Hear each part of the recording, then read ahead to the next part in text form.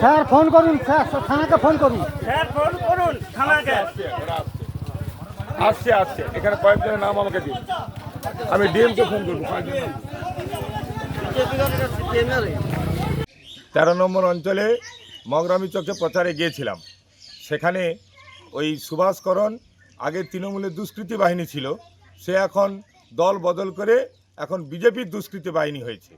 সে জনপাচেক ছেলেকে নিয়ে সে আমার উপরে লাঠি সোটা রড ইত্যাদি নিয়ে আমাকে আক্রমণ করে, আমাকে প্রচারে বাধা দেয়, আমাকে ঠেলাঠেলি হুস্তাহুস্তি করে। ওখানে মা বোনেরা, গ্রামবাসীর, পাড়া প্রতিবাসী যারা ছিল তারা সব বেরিয়ে আসতে ওরা আমাকে ছেড়ে দেয়।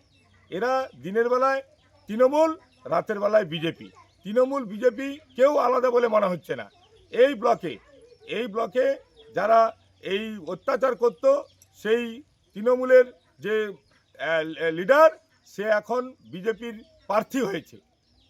আর এই গুন্ডা বাহিনীরা সেই তৃণমূলের হয়ে কাজ করত, সে প্রার্থীর সঙ্গে এখন বিজেপির প্রার্থী হওয়ার জন্য সেই তৃণমূলের দুষ্কৃতী বাহিনীর এখন বিজেপির দুষ্কৃতী বাহিনী পরিণত হয়েছে। সে আমাকে প্রচারে বাধা দিচ্ছে, আমাকে যেতে দিচ্ছে না।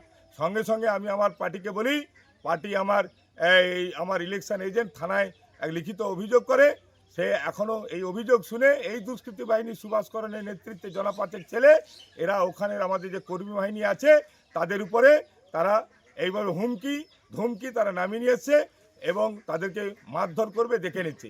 এরা যদি ঘুরে বেড়ায় ইলেকশনটা হবে কি করে? আমরা এখনও পর্যন্ত একে অ্যারেস্ট করেনি।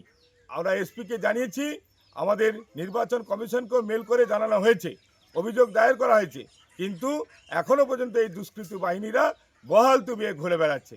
এখানে কিছুদিন আগে বিজেপিতে একটা গণ্ডগোল হলো, বিজেপি প্রচারে যেতে কিছু দুষ্কৃতী বাহিনী তাদেরকে বাধা দিয়েছিল। নির্বাচন কমিশন তাদের ক্ষেত্রে যে দ্রুততার সহিত ব্যবস্থা নিল, কিন্তু আমার ক্ষেত্রে সেই ব্যবস্থা নেওয়া হয়নি। এখনও সেই দুষ্কৃতী বাহিনীরা এখনও পর্যন্ত ঘুরে বেড়াচ্ছে এলাকায়। তাহলে মা বোনেরা কী করে নির্ভয়ে ভোট দিতে পারবে? আমি এটা নির্বাচন কমিশনের কাছে আমি প্রশ্ন রাখতে চাই।